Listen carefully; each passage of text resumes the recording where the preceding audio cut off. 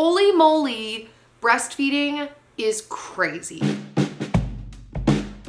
Hi guys, welcome back to my channel and welcome back to the long-awaited, highly anticipated, why do I always say that? It's because I hype videos up for so long before I do them sometimes. Anyways, as you know by the title, today I am sharing my breastfeeding journey with you. Now, two things. First off, this video is going to be super long. You can probably already tell that by the timeline at the bottom of the video. I have so much to say, and when I do these chatty videos, I'm not really a notes person per se, but if the video is going to be more detailed, I'll like just jot down little notes in my notepad on my handy dandy phone. And even me not being a notes person and only doing like little blurbs, my notes are so long. So I have a lot to talk about. I'm going to be going over not only my journey, how I felt, what the mental processes was like, what my body has gone through, because my boobs have gone through a lot. But I'm also going to be talking about, you can't see it, but I have, well, you can see this, but I have a bunch of stuff over here.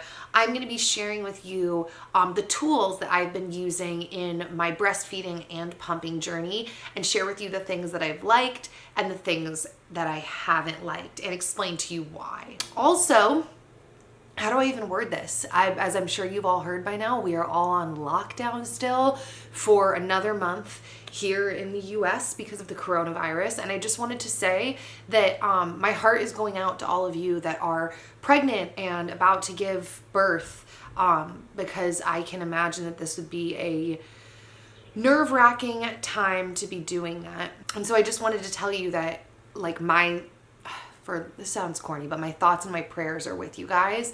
And I'm just going to continue to keep doing my thing here on my channel, because my head is still really focused in a place of maintaining peace and taking care of my home and my baby and my body. And I want to share that with you guys, because a lot of us, there's not a whole ton that we can do or have control over. And I think staying in a positive mental space, in a productive mental space, is really important. And so today, that's even, I guess, kind of what I'm hoping this video can be, because holy moly, breastfeeding is crazy. So I'm just gonna start rolling into this, okay? So first off, let me just say, if you are planning on breastfeeding or pumping, just like harvesting the milk from your boobs for your child, the first time that you do that, with your first child in general, it's a trip. I've kept joking that, like, it's so weird to be a mammal. It's weird when you have a kid, because you're like, wait, I've had boobs my whole life. They weren't necessarily boobs, but there were nipples, and they didn't make milk this whole time. It's like I'm an animal that I didn't know that I was this whole time. So it really is kind of a crazy transition, or at least it was a crazy transition for me. Now, I'm going to take you through kind of from the beginning, and like I said, glance at my notes, because there are a lot of points that I really want to hit. But they might be like, the segues might be a little choppy because I'm just going through my notes. So first off, this is not only going to be like my breastfeeding journey, it's also kind of maybe explaining some stuff. Maybe that's self-explanatory in and of itself. For those of you that were like me, I had never given any thought really about breastfeeding or breast milk until I delivered my son. I had watched a couple of videos, but I didn't want to stress myself out too much, because when I was preparing for birth, that's really where my mind was at, was like one foot in front of the other. I just need to get through birth. I'm sure I'll deal with breastfeeding when I get there. And I was right. I've dealt with it once I got there, but I didn't know anything. So this has really been crazy to see that breastfeeding, even pumping, I mean, gosh, especially breastfeeding, but just harvesting your milk is like a full-time job in and of itself. It is an ordeal. And I feel really grateful that after I had Logan, my midwife like beat me over the head. That's not the right phrasing, but really tried to tell me that, hey, if you're planning on, giving him your breast milk, which she knew that I was, she's like, that is your job for 2 weeks. Like, don't do anything else.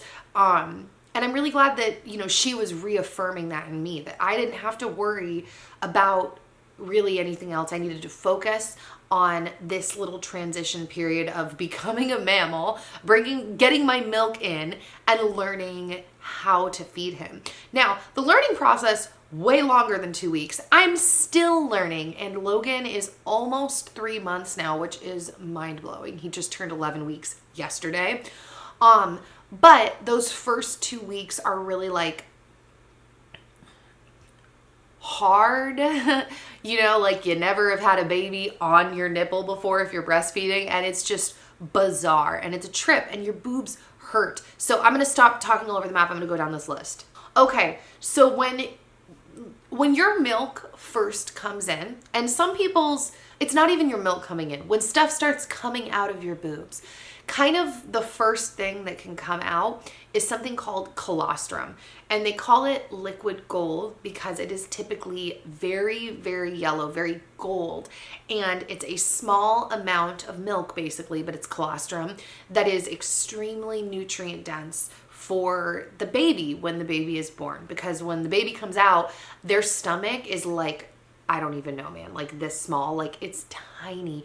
So they can't drink much. Your body's also just kind of starting to ramp up, but they need lots of nutrients. So when you first start milking or stuff starts coming out, in the beginning, it's not like milk. It's just like small amounts of very yellow golden milk. Liquid gold, AKA colostrum.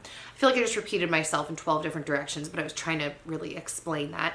So yeah, it's colostrum in the beginning, and it eventually comes in heavier. The milk gets heavier.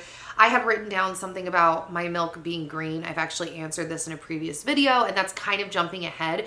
But your milk can also change colors. A lot of people say that their front milk, I think it's called their foremilk, it can be blue for some people. I frequently had very yellow milk because it was very, very fatty, because I eat a lot of fat. If you watch my food videos, you know that I'm a huge avocado fan, olive oil, or all kind of oils, butter. Now I also have been eating meat since the time of trying to conceive through now, quite a bit, like for me, of meat, just lots of fat. So my milk went yellow for a while. Down the line, my milk has also gone through stages of being green because your milk changes color to what you're eating. So when it started coming out green, I started Googling, I'm like, why is my milk green? They said there were pretty much only 2 reasons, either green food coloring, which I'm eating nothing that has green food coloring in it, or green food. And I was like, oh, well, I eat avocados, I eat lots of leafy greens, all of that. So your milk can change color and does change color. So that's kind of the first thing. So let's talk about those first few days. Here's the thing. You'll hear when people talk about breastfeeding, they'll talk about your baby's latch. And the latch is extremely important when you are breastfeeding, because basically, to make it super simple, the wider the baby's mouth is around your boob, so like if this is your nipple, and you've got your whole boob behind that, you don't want the baby just like on the nipple, which I know I'm touching my hands. I know that that's kind of a no-no right now, but it's just me in my house. My hands have been washed within the last like 10 minutes. Anyways, you don't want them just like around the nipple. You want like, they literally have to like open wide and like eat your boob basically. So you want them around as much of your whole boob. So the nipple almost goes like sandwiched in and farther back. The more of your boob basically that you can get into their mouth, the less painful breastfeeding is. The more that they're just like slurping on your nipple, I mean, not only to my knowledge are they not going to get as much milk, but it's also going to be more painful. And in the beginning, it's often harder for babies to get that really big latch for many reasons. Some babies have something called a tongue tie, which is basically when that skin underneath your tongue can be like shorter and tighter in a baby. So that can cause a problem. Oftentimes it's just because their little mouths are still so little, they can't really open them that wide. Also, you know, our boobs, when our milk starts coming in, can often get like hard and engorged. I already have always had like very round, extremely perky boobs, and I got a breast augmentation like 6 years ago, and that just made them even rounder and perkier. And so it's very hard for me with all of that just alone to get my boobs to go into kind of like a funnely version for my baby's mouth. But then you throw into the mix the fact that in the beginning, very often, women's boobs expand and kind of swell up as your boobs start making milk. But yeah, wow, all over the map. For me, that was difficult. My baby was small. He didn't have a tongue tie, but his little mouth would not open very wide. My boobs are very like taut and perky still at this point, although they are starting to change. And then you threw into the mix that I got extremely swollen, hard boobs, like rock hard boobs, when everything started changing and my milk started coming in. So all of that was not a good recipe for him to be able to latch super duper well. He was doing okay. One of the other things with the latches is not only do you want their mouth wide, but you literally want their bottom lip. I think they call it a flange to like go down like that. I don't remember what the proper term is, but you want them to have their mouth really open and their bottom lip to down around it. So they're like suction, like little fish to your boob. That's what you really want. So in the beginning, like I said, my boobs were extremely swollen, extremely hard. Now, one thing that I was really scared of when I just started breastfeeding in general was mastitis. That's something that, I know so many people that have struggled with mastitis and they say that it is a nightmare. And I was really nervous. I really didn't want that to happen. Not only just because I really didn't want mastitis, but on top of that, maybe this sounds lame, I feel like I'm always trying to like dodge extra problems because I'm already dealing with the problems of my body, like my joint issues, my hip issues, my back issues. I'm actually recovering right now from throwing my neck out 3 days ago. So I'm always dealing with my joint issues already. So I'm like, I don't want to deal with that too. Like I just kind of freak out. So I was very like concerned with that. And so was Dan. And so this is something that I have mentioned a little bit in previous videos, but I think it's worth talking to your significant other about this if this isn't something that you already are planning on doing or that you've done before. But in Dan's words, well, maybe we won't hop there yet. In the beginning, for the first 2 weeks, I swear this is all going to come together. You guys just know how I tell stories. I only breastfed. So I did no pumping. It was only breastfeeding. And like I said, I was concerned about mastitis. I was also really freaked out. I was recovering from giving birth, recovering from being pregnant, and then trying to feed my baby with these like big swollen boobs. And so, yeah, it was a lot. So it was 2 weeks of solely breastfeeding. No pumps, no formula, no nothing. And in those 2 weeks, we set an alarm on my phone every 2 hours. And I would breastfeed him every 2 hours. And the way that we would do my breastfeeding, there's a couple things. One, it was 5 minutes per boob. They say in the beginning, it's like a 20-minute feeding. And they say you do about 10 minutes on each boob.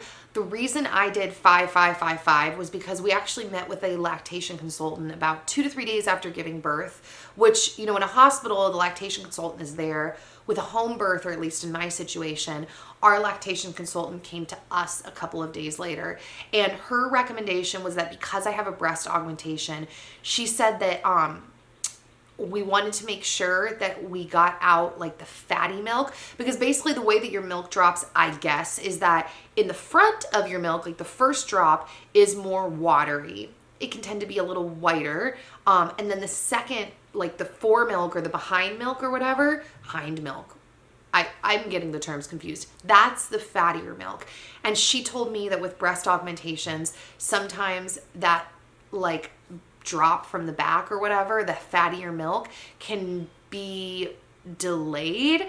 And so she found that by stopping and switching boobs and divvying it up that way, that it was more likely to clear it all out, less likely to get mastitis, just able to get the fattier milk out easier. So I don't know if that's true. We did that for about 2 weeks. And then we ended up, well, that's a whole other, all over the map. This is why I had to write notes, because there's so much. So in those 2 weeks, let me just back up.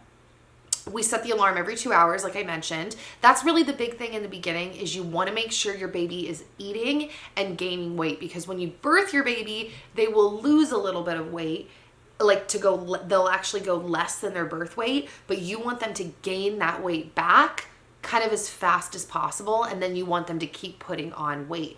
And the problem is, I guess in the beginning, newborns sometimes would rather sleep than be up and eating. And so you really have to be the one, I guess, supposedly to spearhead those feeding times, as opposed to like now at 3 months, pretty much we feed Logan on his cues, and he eats every 2 to 4-ish hours depending on when he's signaling us. But that's fast forwarding. So every 2 hours we had the alarm, and that was 24 hours a day. So at night when we were sleeping, the alarm would still go off every 2 hours. And yes, that is as rough as it sounds. It was a little bit easier for me than what I had come out of at the end of my pregnancy, because at least those 2 hours were great sleep, whereas the end of my pregnancy, I was only getting like 1 hour stints of sleep, and they were not great. But yeah, so in the beginning, actually, I don't want to gloss over that. Let me say that. It wasn't as hard as I expected. That is something people would say to me, like, be prepared to never sleep again, or like, you're gonna be so miserable. Like, they would make these really negative comments. And I have to say, end of pregnancy was actually harder for me than the beginnings of having a newborn, because like I said, the sleep that I was getting in between those 2-hour feedings was better sleep. So I actually felt more well rested. Now, fast forward, I did actually hit a point about a month ago where I was like, I can't keep like waking up every few hours. Like, it does all start to compound. You start to get tired. But I just want to throw out there to anyone that's like maybe at the end of their pregnancy and feeling super exhausted, and you're like, how am I going to do this when the baby gets here? I'm already tired. If I can give you any encouragement, that was actually easier than the end of my pregnancy. So let's try this again. Every 2 hours, the alarm would go off. And the routine that Dan and I had, and this is really what I wanted to hit on like 10 minutes ago when I said, like, tell your significant other, talk to your significant other, is that I did not do this journey alone. Now, maybe you're someone that feels like you want to do the journey alone. Like, it's, you know, your husband's not the one breastfeeding your baby, if that's how you feel, and maybe he's going back to work, whatever your circumstances are. For us, and something that I think is worth considering, and I wanted to throw out there, it was really a joint thing, because I wanted Dan's help, not only with making sure that I would get appropriate latches with Logan, because my nipples were killing me and I really didn't want to feed him formula. So we both wanted to do everything we could to make sure we could get the milk out of me and that it would go successfully. So Dan, every 2 hours, and I'm going to tell you our night routine, he would wake up when I would wake up. He'd bring the baby over. Now, in the beginning, we used the boppy pillow. Yeah, I don't really recommend this for breastfeeding. I don't know what I was thinking. I mean, I didn't know what I was getting into. We've used this for other things. Like sometimes when I'm working with Logan at my computer desk, I'll put this around my waist and I'll set him here and hang out with him or bottle feed him. Or sometimes he'll be on the bed and use this as a lounger. But as far as breastfeeding, I don't recommend this. But I used that for the first 2 weeks, and you know, it was whatever, but it was pretty hard. Side note, the pillow that I do recommend for breastfeeding is the Breast Friend, because it straps around your back. So when you put this pillow, it slides out, and your baby, like for me, he's constantly like falling down, and you really don't want to, when you're breastfeeding, you don't want to be hunching over. You want to be in either as ergonomically correct of a position as possible or in a comfortable position, like lying down feeding. We're going to circle back to that in a little bit. We'll talk about it. Anyways, every 2 hours we'd get up, he'd bring the baby over, I'd put my boppy underneath, we would look at the clock, we would turn on an episode of The Office, and then we would monitor the clock. Every 5 minutes, we'd switch boobs. 5 minutes, we'd switch boobs. 5 minutes, we'd switch boobs. So he would help me do the flip so that I wasn't having to like bear all the weight of Logan and lifting and flipping and all that. He would help me get the latch, because it's hard to even really like get your neck down and see like, is their bottom lip even phalanged? And sometimes I'm like trying to squeeze my boob in. I don't even have a free hand to make sure that Logan's mouth is wide and his lip is down. So Dan would maneuver that with me. And then probably the most important thing, well, no, I can't say the most important, because honestly, even just being up with me for all of those feedings was important. And part of what kept me, I truly think, mentally more calm and sane was that I wasn't doing it on my own. He was up every 2 hours as well, and we would turn on an episode of The Office, and we knew an episode of The Office was the full length of the breastfeeding session because they're about 24 minutes-ish. So that was our little routine every 2 hours. Now what I was going to say, I skipped over this, what I think is one of the most important things Dan did is while I was feeding Logan, Dan would literally massage from the back front my boobs. In his words, what I was going to say earlier is that he would milk me like a goat. That is what would go down.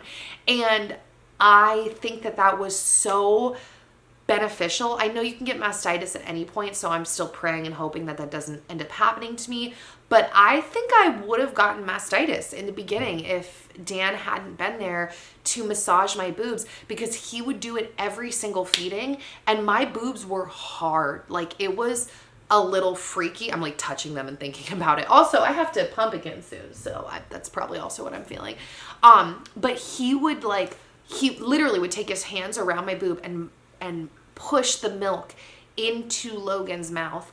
And sometimes we would start and my boobs would be so rock hard, it was crazy. And Dan would work on them and I'd be moaning like, and he would get them super soft for me. So that is something that I was going to say that is worth, if you're in the position or you have the desire to do this, to talk to your partner about making feeding and breastfeeding, especially in the beginning when you're coming out of delivery and 9 months of carrying a baby and trying to not get mastitis. Like, it's super helpful to have that second set of hands to milk you like an animal, but also to be there with you at 2 a.m. when you're up again. Because I just kept thinking, man, if I had to do this by myself for my personality type, not everyone's like this, I would be throwing a pity party. Like, I have to get up. I'm in pain. I'm hurting, and you get to sleep. So it was great to do it together and to have his help with the massaging. Now, another thing that we did is we slept with all of our mood lighting on. So we kept our twinkle lights plugged in at night. I kept my diffuser on. I kept the twinkle lights in the bathroom and the diffuser on in there.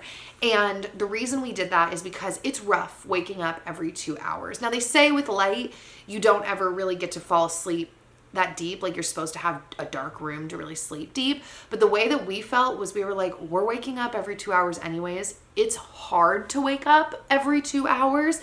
And I will tell you, it's about 15 times easier, at least for us and our brains, to wake up when there's already a little bit of light. It's way less stark than trying to flip on the lights. And it's also way easier than even trying to get up in the dark and then find your dim lights to plug in. Like, even if you're just like, oh, I'll just plug in dim lights, like twinkle lights, or I'll have a low light, whatever. That's also hard because you got to get the motivation to do it. But when you already have dim lighting, Dan calls it a very easy transition from sleep to waking. You're just like, okay, here we go.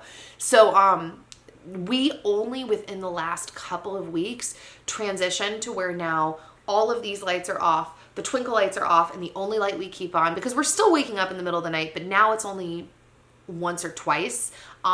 Typically we wake up around, his last feeding is around 11 p.m. and then he's up anywhere 2, 3 a.m., 4 a.m. That's a whole separate, I'm going to go off on that story later because we've got a whole new rhythm down now that I'm loving. I feel like the last week or 2 weeks, Dan and I were just talking about this. We're like, wow, we're in a really good feeding rhythm. But we'll circle back to that. So we slept for 2 months with all of those lights on, and that really helped us, like I said, with the transition from sleep to wake. Now, man, I have so much to talk about. This is going to be the world's longest video. So his latch was small at first. Even with Dan's help, my nipples got beat up. Now, I'm not sure how much of that is really avoidable. Part of me kind of thinks, when I used to take spin classes at the gym, when you're first getting used to cycling, your butt hurts. And then after a little while, your butt stops hurting because you kind of build up calluses. Not the right way to word that, but you get what I'm saying. So part of me thinks it's kind of the whole painful nipple thing is low key unavoidable because you've never had your nipples sucked before. But then there's just a spectrum on what happens. So mine got a little bit scabby.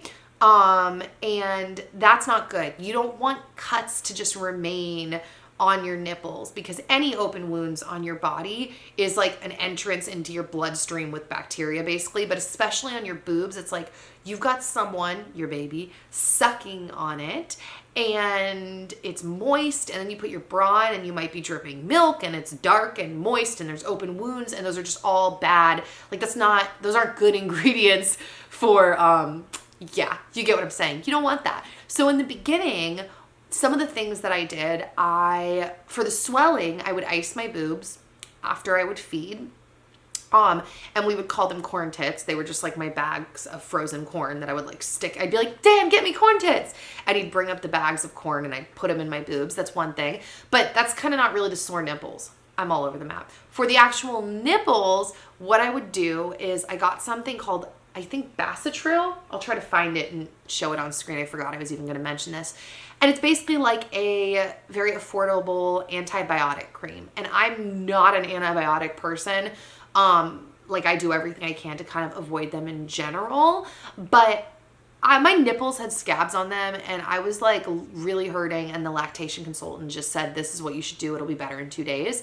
And so that's what I would do. I would wipe it off, obviously, before I would feed Logan, but I would put that on my boobs.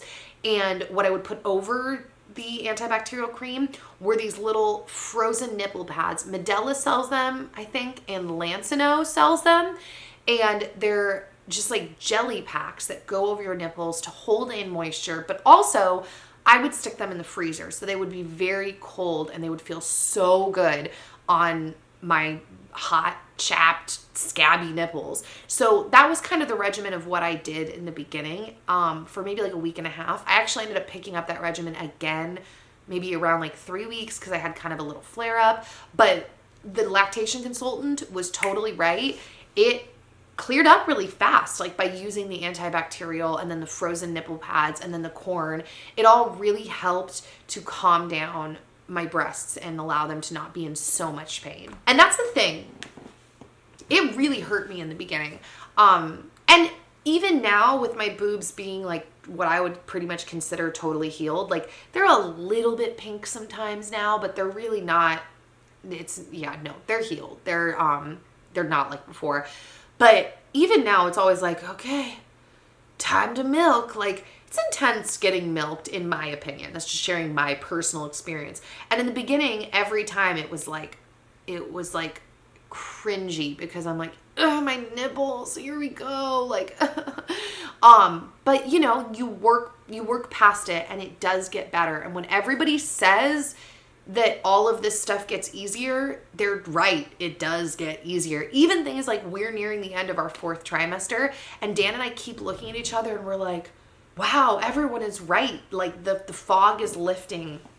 Some of the things that really stressed us out before, we feel like we're like getting into a little routine with. It's not as stressful now, some of those things. One of the things that we didn't know about babies in the beginning is the excessive amount of burping they need. Babies need to be burped a lot. And I noticed within those first couple of weeks, it seemed like Logan was having stomach issues. Like he just seemed like he was in pain. He seemed like a baby that wanted to be happy, like calm, whatever, and then would freak out. And I was like, I know he's hurting. And I would push on his tummy and he'd wince and scream. And I just knew something was wrong with his stomach. And I was like, am I going to have to do some kind of elimination diet? Like, what is going on? And then we found out, and I don't even remember how we found this out. Oh, he's just not being burped enough. So they have to be burped like all the time, after every single time they drink. At least my baby does. And sometimes randomly, just like throughout the day, I'll just be like, he's squirmy, and I'll grab him and I'll be patting him and it's like, he burps. I'm like, oh my gosh. So I think, based on the way he's acting now compared to before, it was literally just because we weren't burping him enough, and poor baby had a lot of air in him. So we didn't know. There's a lot of things you just don't know going in to being a parent, but that was one of them, and I wanted to like mention that because I had that on my list. Oh, when we were dealing with those stomach issues too, on top of the burping, we also picked up something called grape water from our pediatrician, because sometimes sometimes he would burp and still seem a little bit off. And so we really like his gripe water. It's basically like a charcoal water. Apparently there's a lot of debate on this. I don't know. We got it from our pediatrician and we only use it occasionally, a few drops. And then also I've started occasionally adding, and this happened, I don't know, within a few weeks of him being born, when I mentioned the stomach issues as well, adding probiotics to his bottle once a day. Because there's all these studies around, I guess, the positive benefits of especially boys having probiotics in that first year of their life. So, and I'm such a probiotic believer. I was like, sure, sign me up for the probiotics. Now, within those first 2 weeks, something else I wanted to mention is that when you are excreting breast milk, okay, it typically comes off of both sides. So if you're breastfeeding one side, your other side is just going to start dripping milk. Like the other side mirrors what's going on that one boob, if that makes sense. I feel like that's pretty straightforward. And in the beginning, and you can actually see that in one of the pictures I think that I posted on Instagram, in the beginning, I would just stuff a towel on the other boob so that I wasn't just like dripping everywhere. I was very overwhelmed in the beginning. There was like a lot happening. And I did that for about a week, I'd say. I would just put a towel in that boob. Now, after about a week, I felt like, okay, I'm kind of have my wits about me. I've recovered, you know what I mean, from pushing this baby out. I know I have my Haakaa in the closet. I want to start trying it. Now, what the Haakaa is, you've probably seen this before if you've done any research on breastfeeding, is it's called a silicone pump. And what it really is it's kind of like, it's a catcher for that other boob, for that milk that comes out. But what's cool about it is it doesn't just catch it. So rather than like letting the milk just go into a towel, you're getting to save it in this. But on top of that, it actually creates a suction. So what you do is you fold this back like that. And then if this is your boob, you put it over and you kind of squeeze it. This is a bad example of a boob. Well, whatever, you squeeze it, you put it there, and then you bring it around. And then when you let go, it creates a suction. So you're not only getting the letdown of that boob when you're feeding out of the other boob and you're catching it rather than wasting it, but you're pulling out extra. So you're kind of pumping it by the suction that you've created in this. This thing is pretty amazing.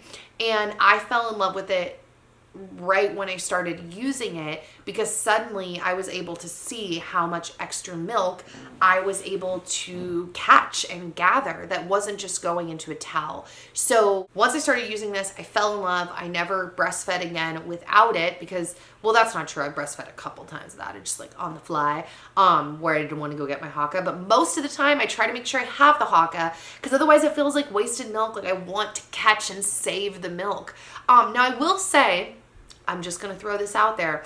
The Haakaa does eventually give me some deep chest pains. I actually thought that I was starting to get thrush at one point because my nipple was really pink and I was having very deep stabbing pains into my breast. And typically when you Google that, deep stabbing pains in the breast are associated with thrush. And thrush is basically an overgrowth of yeast. It's like candida kind of, and you have it in your body, your baby gets it in their mouth, and you kind of just keep passing it back and forth to each other. So I was not only worried about my baby, I was worried about myself, and it was weird. But I started to wonder, I was like, I feel like it might be the Haakaa, because it seems to really be intense on the breast that I Haakaa'd last. So when I went to my last midwife appointment, she checked, we don't have thrush, and I figured out it is definitely the Haakaa, because lately, and that's also fast forwarding, I have only been breastfeeding about once a day, and I actually haven't been using this because a lot of my breastfeeding has been taking place in the bath at night. Like I'll bring him in for a bath and I'll breastfeed him and then we'll wash off and rest. And so I haven't been using it, but it calmed down, like it stopped basically since I stopped using this. So the moral of the story is not don't use the Haakaa. The moral of the story is if you're going to use the Haakaa, maybe when you fold it back and you give it the squeeze to suction on, boop, don't squeeze super severe. Maybe do it like just a little light squeeze so the suction's not like super intense, because it was definitely this that was causing the problems. Okay, now I mentioned that I pretty much only breastfed exclusively for about 2 weeks. And after 2 weeks, I ended up purchasing a hand pump from Medela. And this pump was recommended to me from my lactation consultant. Because when she asked me if I was going to pump or breastfeed, I said, oh, I'm pretty much mostly going to breastfeed, but I'll probably pump some too. And she was like, oh, okay, so just get this hand pump. Now, I have to explain. My thought process with all of breastfeeding and breast milk is kind of, some might argue, messed up. Like my midwife was like, don't think like that. But I have to let you know what my thought process was. In my head, I think that the best way that we could feed a baby would be breast milk out of the breast at the top. I feel like second would be like just breast milk pumped. Okay, so they don't get the breast, but they at least get the breast milk. And then I feel like third would be formula. Like, hey, they're being fed, they're alive, it's fine. But I think that breast milk is like, from the breast is kind of like top. And so, like I said, my midwife was like, don't think like that. And I get what she's saying, but I just have to be honest about what my like brain is thinking, because I'm kind of woo-woo-wee-wah about it. Like, I really think that there's something to having the baby on the breast, something that happens with the skin to skin, which we still get skin to skin, but I just really believe in it. So in the beginning, I was like, no, I really just want to breastfeed. And I started realizing pretty fast the toll that it takes on your body. Now, a lot of people mentioned to me, try lying down breastfeeding. We tried that. The problem kind of comes into play with the way my boobs are, like the direction of my boobs. Basically, my boobs have never been the kind of boobs that like are here and together and I have all this cleavage. My boobs have always been pretty far apart and the nipples like point out. So when you lie on your side in the bed, my nipple, it's like, it's pointing over here. And if he's on the bed, I can't like, trying to like get my boob up to feed him. And if I try to do the top boob, try to get my boob down to feed him. If I put him on a pillow, that's a little closer to this top boob, but the nipple's still pointing to the side. I've had a lot of problems. My boobs are changing. They're becoming much more loosey-goosey. They're becoming much more like breastfeeding boobs, I guess you would say, as time is going on. But it's a combination of the way my boobs naturally are combined with the breast augmentation. Unfortunately, lying down breastfeeding does not work for me. I wish that it did, because I think that that's a really cool way to breastfeed. So for me, breastfeeding has pretty much had to be like, get in the most ergonomically correct position I can. I strap the breast friend onto me. I stick another pillow under the breast friend to elevate the pillow as much as possible so that he's already right here and I basically can just like sit up straight and breastfeed him. So anyways, it became apparent though, I didn't have that for a minute. It became apparent after about 2 weeks, okay, this is really hard on my body and I need to get a pump. So at that point, I bought the Medela Harmony pump and it worked really well. And I liked that it wasn't super like intrusive into my life. And I just felt like this is like my occasional pump. I'm still, you know, going to be breastfeeding, but now I have this to help me. And very quickly when I got my hand pump, I found myself instantly pretty much starting to transition to wanting to catch more milk for his bottles. So right at the same time that I bought the hand pump, I pretty much ended up buying bottles. Now, the bottles that we bought in the beginning were from a company called Dr. Brown. They have super high reviews. It was recommended to us by our lactation consultant, and I don't know if this is part of the problem, I didn't like that the bottles were plastic, which is kind of stupid because I mean, it's not stupid. If that's how you feel too, I get it, because I had that conclusion for a reason. But now, fast forward, he's actually on plastic bottles and we don't heat the bottles up, so I'm less concerned, because really my thing with plastic is like, I don't want it to be heated. Anyways, when I bought the Dr. Brown bottles, I also bought glass bottles. So I was able to use the glass bottle and then use the Dr. Brown components, because really with Dr. Brown, it's like the long tube that's supposed to help with air bubbles and the flow. And you can take that whole thing and like put it on the glass bottle basically. So we just switched out the bottom, and then put that all in a glass bottle. Does that make sense? So that's what he started using within about those first 2 weeks with the milk that I would use from the hand pump. And I was using the hand pump not only to help support my body and catch milk and be able to bottle feed him, but also with the hopes of increasing like my milk supply so that I could do this and have it be, I don't know, I just felt like it was more, intentioned. That's intentional. That's not the word. And people would argue this because I've heard people say that your baby's latch is stronger for the most part than any pump could be, depending on your baby. But I just felt like, okay, every 2 hours, I will make sure, sometimes it would be an hour to like power pump to increase the supply. I would use the hand pump. That's something I should probably touch on. Breast milk is supposedly supply and demand. So the more that you try to get milk from it, the more it's going to make. So now that I'm thinking back, I think that's what I did. Sometimes it was like every hour I would use the hand pump. And it was kind of crazy. This is where we're about to get to a crazy part of the story. For maybe 6 weeks or so, I used that hand pump, and I didn't do it to a time. I did it to a count. So I would do approximately 300 pumps per boob with my hands every like 2 hours is what it ended up being. Sometimes it would be an hour. I want you to picture what my hands are doing. 300 times per hand, multiple times a day. Guess what, ladies and gentlemen? Yep, I ended up spraining my wrists. I'm not kidding you. We're talking like severe pain.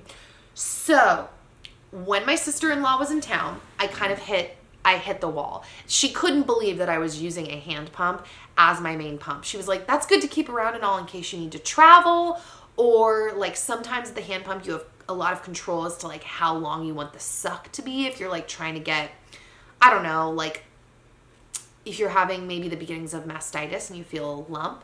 She was saying that using the hand pump and having that long suck can kind of help move that lump out. But she was like, I can't believe you're using that as your main pump. She basically made me, she's like, you need to buy a pump now. Like, stop it with the wrist thing. I was having a hard time like doing anything, which I guess it was sheer willpower because, side note, once I got the pump, the electric pump that I'm about to show you, my wrists and my hands almost got even worse. So I'm like, oh dang, I guess I was really injured. Oh, and I feel my milk dropping.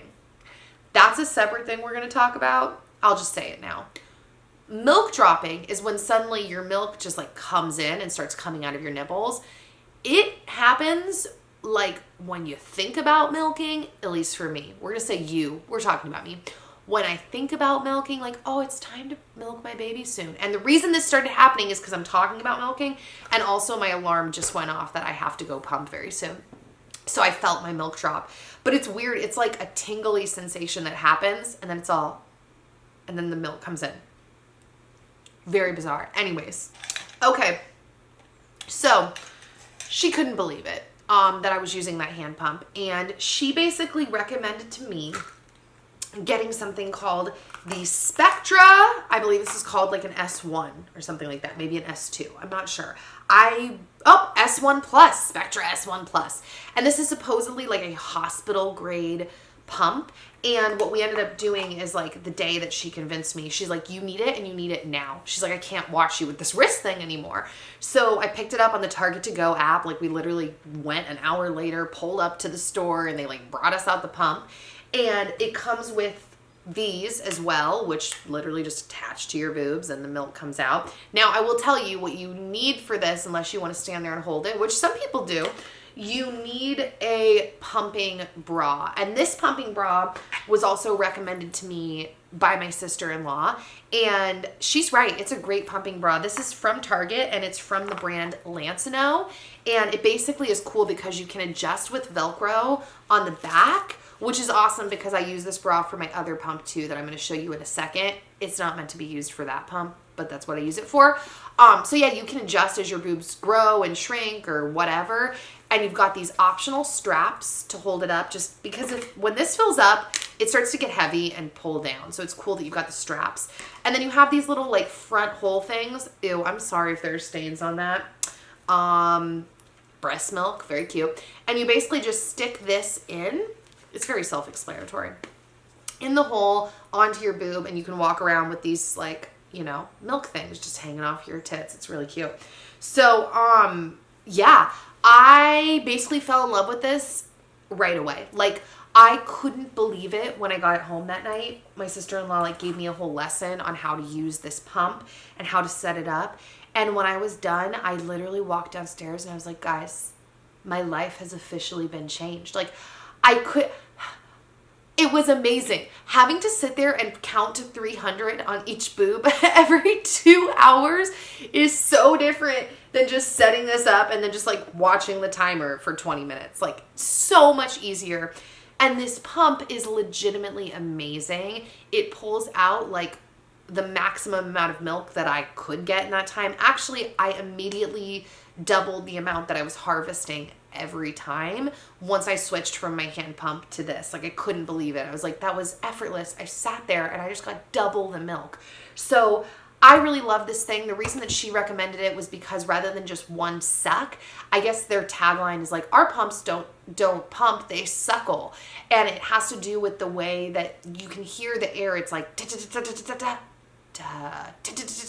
it's not just it's like, yeah, it suckles. It's more of a vibrating thing. And supposedly when people review this pump compared to others, what they say that suckle can help with pain. Like, it makes it less painful. I don't know. Look, I don't really even know what I'm talking about because this is the only electric pump I've used other than the other one that I use that is completely different. I'll show you in a second. But all I can say is it's been phenomenal. I love it. I highly recommend it. And yeah, changed my life. Now, I never circled back, by the way. I was talking about the bottle situation. And I need to kind of finish that story because I didn't even really like explain what that story was. So we got these Dr. Brown bottles because they've got a ton of, like, they've won a bunch of awards. They're really well reviewed. They were recommended by our lactation consultant. But in the beginning, we think they were working okay for him because his latch, his suck wasn't as strong. But all of a sudden, right at the same time that my brother and sister-in-law came to town, it started getting weird. He like was going through a lot more milk and his stomach was acting weird again, or so I thought. And his latch, when I would breastfeed him, started to get really weak. Like, sometimes he wouldn't even, like, he was just like expecting the milk to just like drip into his mouth. I'm like, what the heck is going on? And then all of a sudden, my brother-in-law was feeding him one night out of the bottle. He wanted to feed him. And he's on the couch and he's like, guys, this milk is pouring out of the bottle top. And we're like, what? And Dan and I talked about this. We're a little confused. We think that what it was that it was working better in the beginning because he couldn't suck that hard. So not that much was going down. But then once his suck was really hard combined with the flow of these tops, I don't know, but so much milk was pouring in that basically it was making his latch lazy. So when he would come to me to breastfeed, it's like he wouldn't even try to latch. Sorry, I'm getting distracted by alerts. He wouldn't even try to latch or suck because he just expected the milk to basically come. But then we think that it was also causing maybe some more stomach issues because it was just like just pouring into his mouth. So okay, so I had to format my card because it was completely full because I talked too much. Anyways, okay. So the milk, yeah, it was pouring into his mouth. So I felt a little bit like, how did I not notice this? But also, like I said, we have this theory that it kind of changed as he got a little bigger in terms of, because his latch was fine prior to that. Well, he was trying. He had just kind of like given up that week, which was bizarre. But yeah, we were so glad that, and they spotted that the same day that Marlene, my sister-in-law, was like, yeah, it's time to get an electric pump. Like, you can't hand pump anymore. And so we also ended up switching bottles that day. And we ended up just going to the same brand as our brother and sister-in-law because she was like, I can't really give you any advice on other brands because I don't know, but this worked really well for us. And it was a brand called Nikkiphillippi. So it's funny because now I always be like, Dad, get the Nikkiphillippi. And it's basically a wider bottle that looks like a breast, like it's got like a big round top kind of, so it can kind of simulate that for them. And they've got a lot of options for flow, which I'm sure the Dr. Brown one did too. I mean, maybe that was even the issue. Maybe we messed up what flow we ordered and didn't notice because we didn't know what we were looking for. But we ended up going with the bottles they recommended and we switched to a smaller flow. And actually, that was a whole thing too in and of itself because the first flow we got, we think it actually might have been too small for him for like a week. He seemed annoyed. It might have just been to him switching from like having a fountain of milk coming in his mouth to actually having to try again. We weren't sure, which is why we really stuck it out for like that first week. Like, he might just be getting used to this. And then we ended up switching over to one size bigger. I think he's on like a 1 now or something like that in terms of the numbers, because they've got like a 0, a 1, a 2, and a 3. So, and at that point, I just want to say, when we started switching to bottle feeding, what has basically gone on over the last almost 3 months now is I have gotten farther and farther away from breastfeeding, and I'm almost exclusively pumping now. My goal is to once a day get him on my breast, because like I said, I'm a little whoah about, like, I just want to get him on my breast. I think that the milk will, I don't even know, be better.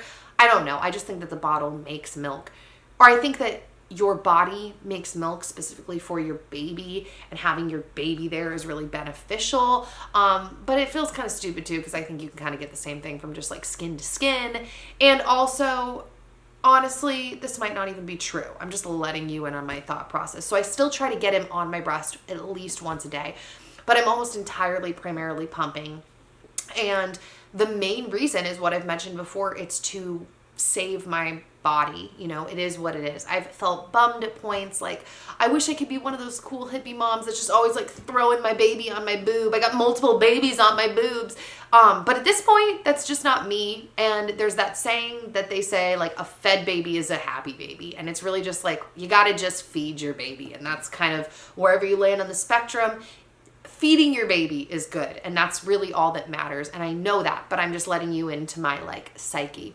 Now, speaking of feeding and just getting them fed, I will say we did have formula in the house for, well, we had it in the house for a month, but we only used it for about a week, because there was one day where, you know, I was still in the process of my milk really like getting heavier, which that's another thing. As you breastfeed, well, no, we can't say this. As I breastfed, the amount of milk that I was making went up and up. And I'm actually going through another surge right now, where like yesterday morning, my first pump of the morning, I pumped 8 ounces, which is, if you've never breastfed, you're gonna be like, what are you talking about? But I was like, 8 ounces. I was so excited. I couldn't even believe it. But in the beginning, it was like getting an ounce out was like, oh my goodness. And now it was like 4 ounces per boob. What the heck? So my milk has gone up as time has gone on. So that's pretty crazy to see. I actually don't remember the point of where I was going with this. There was some point and I forgot. Oh, formula. So in that process though, there was this one day where like he wanted more milk and we were out of milk, and I didn't want to breastfeed. Like, I could have breastfed, but the thought of having him screaming on my boob and like my back was killing me. And I started panicking, and I was like, Dan, we have to have formula on backup, because I cannot, as a mother, listen to my baby scream and cry and like feel like, oh, I can't feed you. Like, that feels like my job. And so we bought some formula, and it was a great little stopgap. We ended up using it. It ended up being very minimal. It was like a couple of bottles that he got out of that little formula box. And then thankfully, my milk picked up. And also getting this was really helpful too, because this is what allowed me to then have enough milk coming out to where I was able to create a small freezer stash. Now, going into breastfeeding, you always hear breastfeeding moms talking about or showing like their freezer stashes. And I just thought, like, that's what you gotta do. You gotta have a freezer stash. And then the longer I started thinking about it, I was like, wait a minute. What are the reasons you want a freezer stash? What are the reasons someone else might want a freezer stash? And I realized a lot of people want a freezer stash for the fact that they're maybe going back to work and they want to have milk on hand, lots of it. Well, I'm not going away to work, so I don't have the problem. I'm just here working.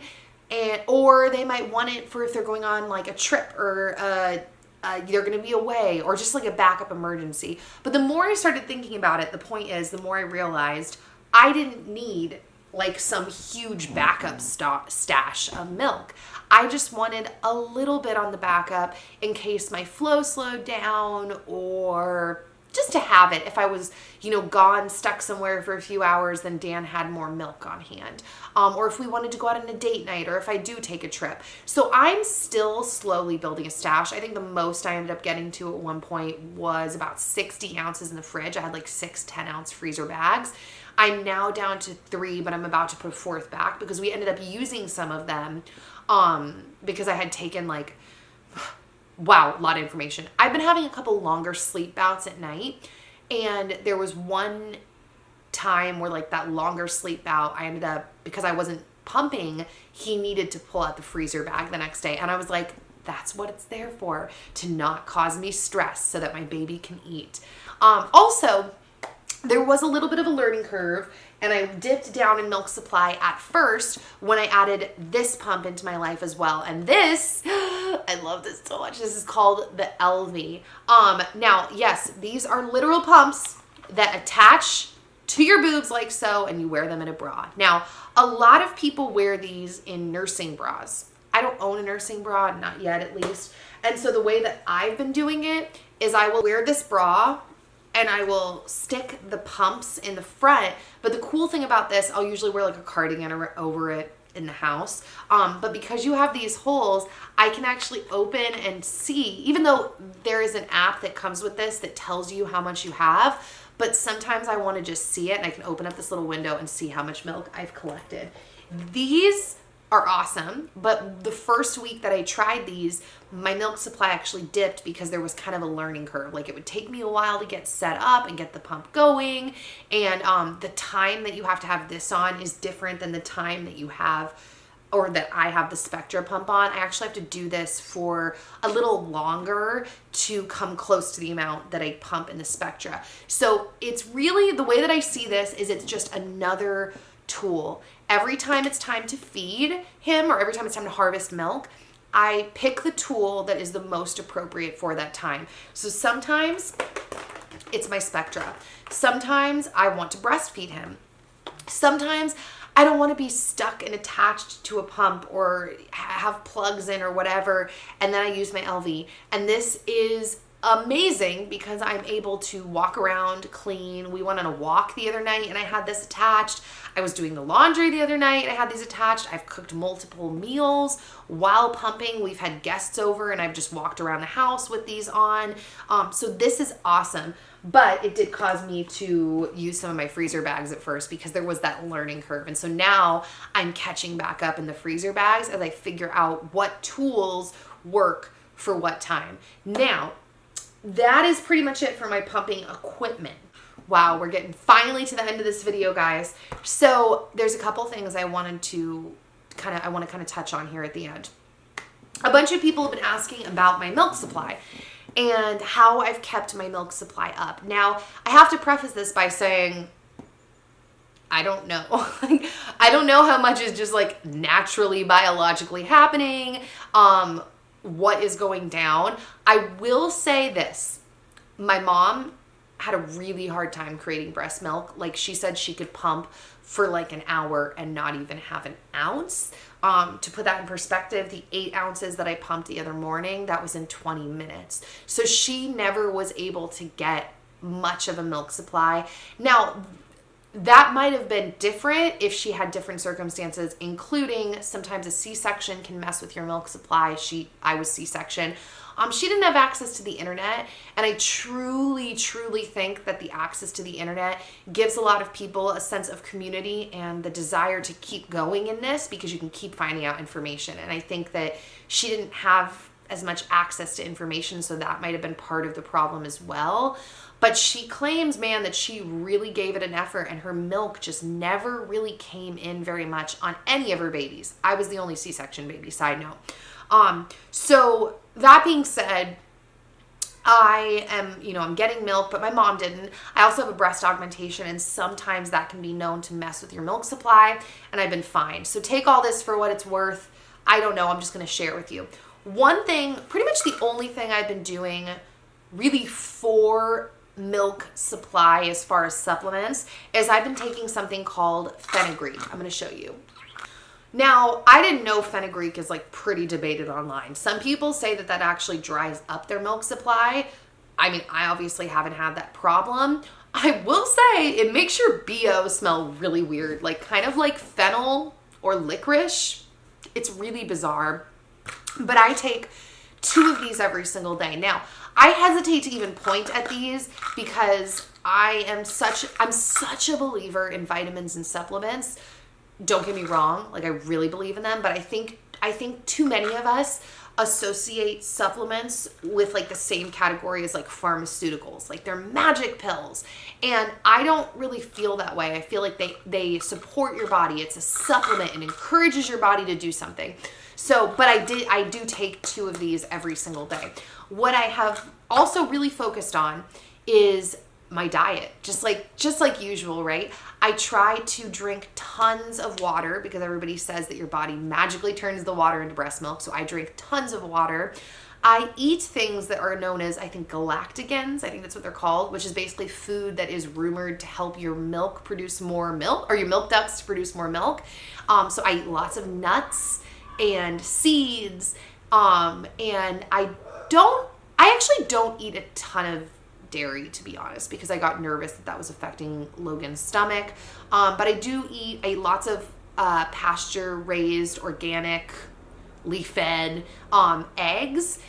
So I eat lots of eggs. I eat whole grains. I eat lots of fruits, lots of vegetables, lots of fat. I pretty much just try to eat in a way that I would want my baby to eat. Like in my mind, what I'm eating is being condensed into milk and fed to him. And so I try my best to eat a well-rounded, balanced diet for my baby. And not only for my baby, but because I also think that that is what helps to support my body in its continued path of healing from pregnancy and labor and delivery. And also I'm giving my baby so much nutrients. Like I want to flood my body with nutrients so that there's some left over for me too. And so that he's getting high quality milk.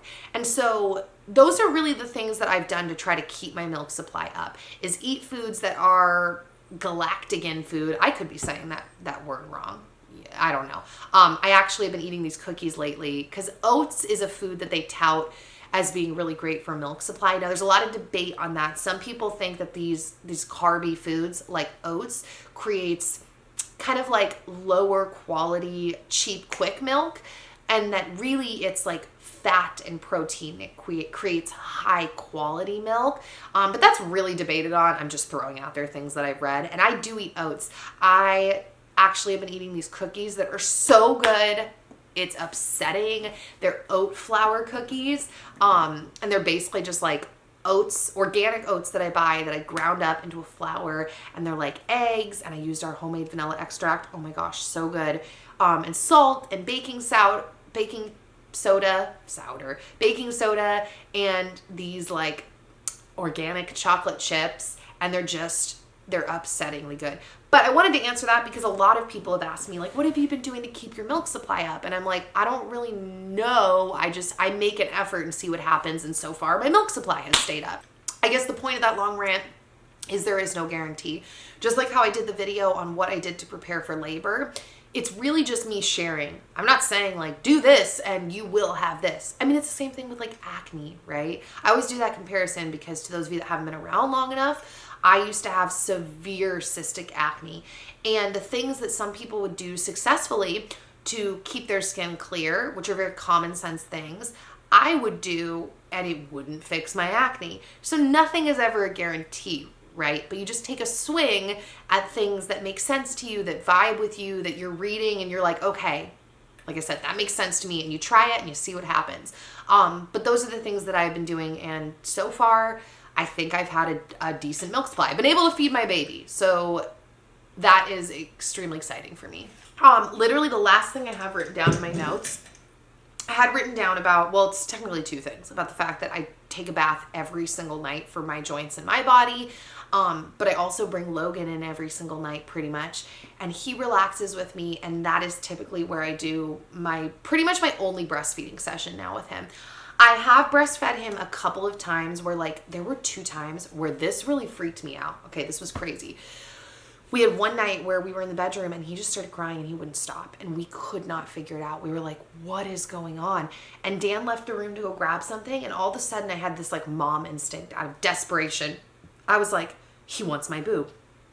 Threw him on my boob. I was sitting here. I wasn't in any kind of like ergonomical position or whatever. I was so desperate. I just threw him on my boob. Instantly, he latched and he was just stops crying and drinks. And I was like, whoa. And low key for a minute, I was like, I'm such a bad mom. He needs my boob. I should be breastfeeding him all the time. I came out of that. But there have been 2 or 3 times where that's happened, where it's been like, oh, he wants my boob right now. And I've heard this before, obviously, that the breast is extremely comforting to the baby. And honestly, last night when I breastfed him because I was dying to breastfeed him. I was like, I want to feed my baby. Because it's just like, it's the cutest, sweetest thing. And Dan and I joke, just like how I mentioned that letdown earlier, how you'll feel the tingle. You'll like think about milking your baby for your baby, and then you get the tingling and it'll drop, and you're like, whoa. Dan and I joke, it's like this physiological reaction. I'm not going to say because I don't want to get demonetized, but there are other physiological reactions that happen in the human body that it's just like, it's the same thing. It's like, I want my baby. I need to feed my baby. And it's so bizarre. So, but anyways, pretty much down to once a day breastfeeding. But what was the last thing? I had one more thing I wanted to mention. Oh, random. Here's the other thing. Take your arm up in the air at least once a day and use either a dry brush or your hand and go like this. Doesn't have to be hard. In fact, you don't want it to be hard because then you're kind of going past the point that you're trying to get to, which is what is it called? Basically, you have your milk ducts around here, but then you also have lymph nodes. That's the word I'm looking for. And you want your lymphatic system to keep working. You want everything to drain properly, especially because you can get swelling. You can have edema around here, which I think is just the proper word for swelling, or like the technical word for swelling. It's when liquid comes. And so even if you're dealing, like, for example, when I was dealing with those swollen boobs and he would milk me, it's kind of this weird combo of like, you want to milk, you want to get it out, but then you've created heat, and then you could have excess liquid and swelling at that point, and you want to get that out. And one of the ways that you keep your lymphs going is you do this under your arm for longer than I'm doing, but you basically brush up, and you don't want to do it too hard. And that kind of keeps everything moving. And so it's kind of a random way to end this video, but it's really important for your breast health throughout your whole breastfeeding journey to continue to massage your boobs. And if you ever feel a lump, you rub that sucker out. I actually had a lump forming maybe a week and a half ago, and I was tender to the touch, and it was up under my armpit.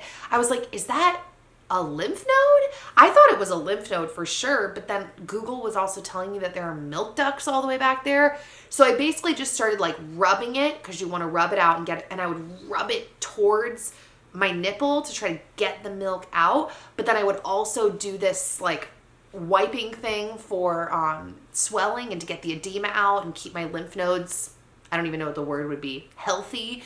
And it went away within like 2 to 3 days. But that's the thing for your breast health. You want to make sure through your journey that you're always massaging your breasts periodically, that you're doing the rub up, and just keeping things moving down there. And as far as I can tell from my reading, that is what can really help with the prevention and treatment of mastitis and any swelling that you might get. It just takes care of them. So I'm also seeing I have these breast pads, but I've realized I've talked about these like in 4 different videos. These things are amazing. I put them in all of my bras because I do have those random letdowns, and I'll just like squirt milk. Literally, it'll just squirt. One time I told Dan that, and he didn't get it. And I was like, Dan, no, look, I'm squirting. And I lift my bra up. It's like squirting. So this is amazing because you don't soak through your bra. You're not going to stain anything. And more importantly than that, you are able to keep that area hygienic. So when I mentioned how you don't want to have it be like dark, moist areas, that's a recipe for some kind of bacteria to grow. So I change these out every few hours, and then my nipples get to constantly be in a clean, fresh, dry environment, not a dark, moist environment. Now I will say, every time I pump and breastfeed, when I'm done, before I put my bra back on, I don't just like finish and then put it on. I actually usually let the breast milk that might have been like left over in the top of the pump or whatever, and I'll kind of like make sure it's on the nipple. And while I'm dealing with all of the rest of my stuff, like cleaning my supplies, putting the milk in the fridge, whatever, I walk around topless. So I let the milk basically air dry on my nipples, because breast milk is full of just great stuff for your skin. People actually say that for everything. Like, you have a rash, put some breast milk on it. Is your baby's eyes, are they crusty and getting pink eye or whatever? I'm not saying that, but they're like, put breast milk in it. So I let the breast milk dry and I let my nipples fully dry before I put back on my bra and then insert these little breast pads to keep it dry and moist. Or dry, not dry and moist. Dry. That's it. That's the end of the sentence. So I'm trying to think. I think that's really it. I feel like I'm looking really weird because my neck is still stiff from throwing it out. But I really hope this was helpful to you guys. I can't believe I just made the video about my breastfeeding journey. It has been bonkers. Definitely one of the craziest things I've ever done in my life, feeding my son. I look at him all the time and he's now currently like 12.5 pounds. And I'm like, how did you grow to 12.5 pounds off of my titty juice? Like, it's so crazy to me that we have the ability, if we're lucky, to do this as humans. And I feel grateful to God that I have been able to do this. And I hope that my story and my tips have been able to encourage you and be helpful to you, because yeah, it's crazy, man. And I would just recommend keep watching videos. I watched so many videos and they were all really helpful and encouraging in my breastfeeding journey. And if you have any other questions that I didn't answer, I feel like I tried to cover everything, but any questions you have, leave them down below. If there's enough questions that I'm not thinking of, I could always make a second video, but I don't know, man. It's been like an hour and I feel like I covered so much. So give this video a thumbs up if you did like it. And also, on top of questions, if you have any other requests for videos, I'm trying to think of everything that I would want to cover in these videos related to like mommy parenting things, and I'm trying to do it while it's all still fresh on my mind, because even the breastfeeding journey, I was reading Dan my notes last night, and I've been taking these notes for like a couple of weeks when I think about it, so that I'm not like forced to do it last minute. And I was still thinking about things. I'm like, oh yeah, what about this? What about that? So I want to get this stuff recorded while it's fresh on my mind, because I think that it's such a fog of chaos this beginning early time. It's easy to forget everything. So all right, that's it.